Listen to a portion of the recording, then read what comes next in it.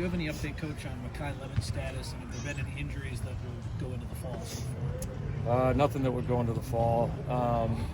Lim, he had a little bit of a hamstring right before we got started. Haven't had him full go yet. He's getting better. Hope to have him more towards probably the back half of spring. What about Killian? Killian had an injury the other day in pass rush. Most likely going to keep him out the rest of spring, but not past that. We fully expect him to be ready to go for summer, and potentially an outside chance we might have him at the end of spring. The House settlement should be approved next week. That's the rumor. Any kind of questions or concerns on your part going into that time? And I know there's a lot of questions about the enforcement system with NII. I'm curious how you think that might work, if it'll work. Yeah, I mean, I think everybody's kind of eager to see. It's honestly a little tough to speculate on it, on how well it could. I mean, it just depends on how well it's constructed, and it's we're just in a day and age where we'll see. I mean, that would be great if we could get to that, but I don't know that I'm expecting that. I don't know that really anybody is. So we'll see what happens, right?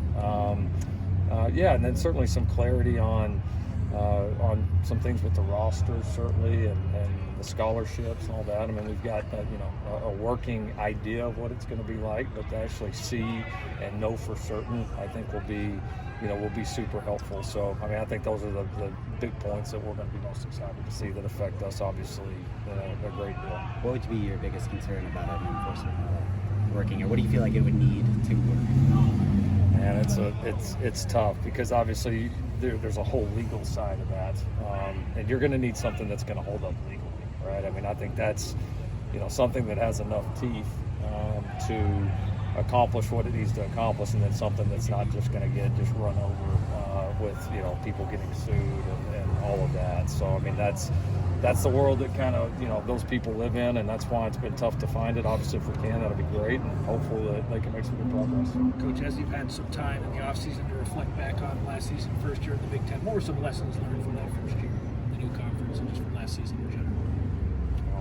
Oh man. I was mentally kind of onto this one a little bit, to be honest. I mean, in terms of conference, it's a good conference. It's a fun conference to play in. There's a challenge each and every week with just the quality of teams and the depth in the conference.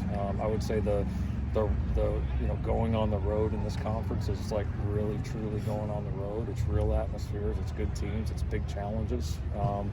We'll take a couple of just kind of internal notes on some of the travel, and obviously that's heavily affected by what time you play and all of that. But I think you always, when you're traveling a little bit more, you pick up on a few things that you think you can do better there.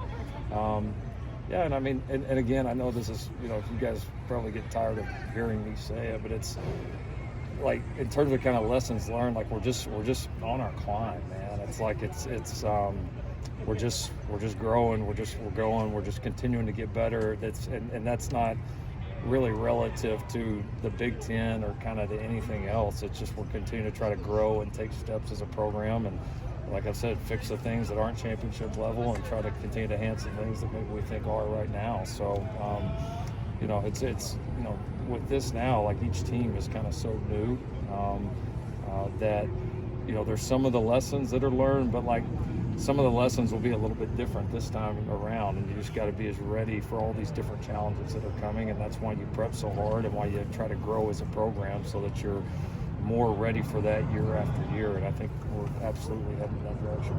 With Sam Heward, how familiar were you with him? He was a 5-star recruit coming out of high school. Mm-hmm. What have you learned about his journey to this point and where he's at now? I was familiar with him. I remember him coming out. I remember us evaluating him and being impressed with him at that point. But recruitment I can't even remember what year exactly that was or who we took. But it never got far. But I certainly remember him. And he's done a great job. I think he's been exactly what I thought he would be, in that he's very professional in his approach. He's learned a lot of ball throughout his career, and you can tell that. Like he takes that knowledge in, he can process it quickly. He can go out there and operate like it's to me almost like if you were in the NFL and you went and signed a 10-year veteran quarterback. You know what I mean? It just kind of feels that way. And he's getting Sam, like, you could tell why he was a highly recruited guy. He's a talented arm, really throw the ball, can really process. So he's done a great job. A lot of the recruits, feedback from recruits this cycle anyway, they've been talking about how transparent and honest you guys are when they're on campus. Is there anything you can share with us on how they come to that? Well, it's good. It's a good thing to hear. We try to be that way. I mean, we try to make a point of that. This is a big decision for them, and I think we're proud of what we have here. We're proud of the people we have. We're proud of what's here now and what's coming and all that. So it's fun to have those transparent conversations with them. And then I think certainly the additions we've made in personnel and being able to have those transparent conversations on on all aspects of the decision, whether it's the football side, whether it's the business side. I mean, all of it. Like, it's we just got a very kind of to the point group, and I that's something that we try to pride ourselves on as a program. I want people to walk out here, whether they come to SC or not. I want them to walk out here with complete clarity on who we are, what this would be like, what the expectations are, on both sides, what we're going to expect out of them and what they should expect out of us as a staff. Obviously, you guys made size a priority coming into your transfer portal this last time.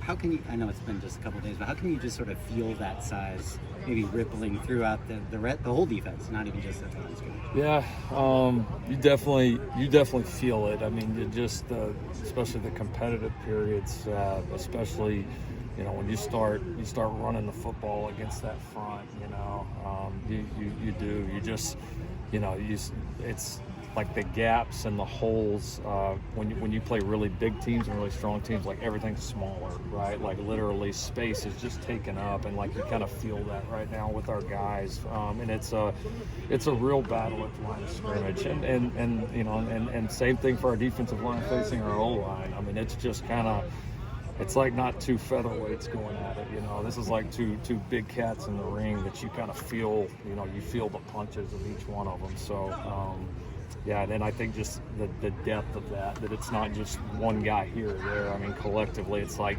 this guy, then that guy, then that guy. We can roll multiple groups in there, and you continue to feel the same thing. On that note about two of the new guys in the secondary, DJ Harvey and Bishop Fitzgerald, obviously new to this program, but veteran players who played in big time football games.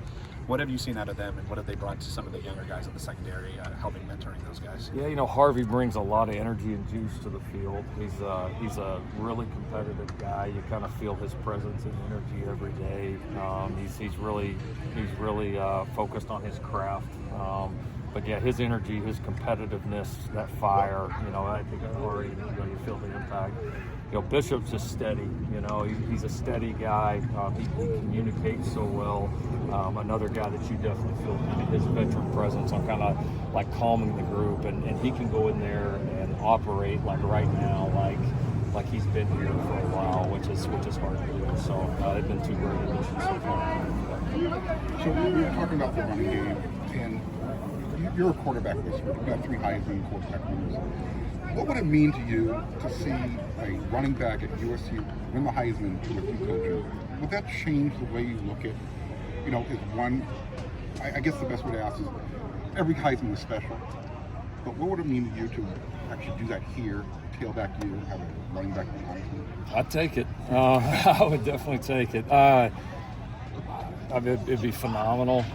We were close. A lot of Baker might not appreciate me saying this, but honestly, the year that Baker won it, he was phenomenal. But I mean, we had a back at OU, Rodney Anderson, that if he had been healthy the first half of the season, it might have been a 1-2 race. I mean, Rodney, this whole second half of the year was incredible. And I mean, the really great teams have that ability to run it and have that ability to dominate people.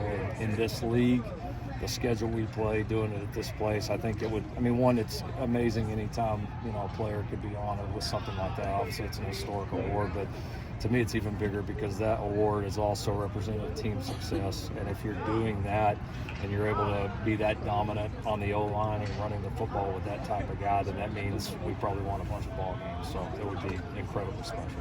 Anytime you also had a running back in the Heisman, they won a national championship.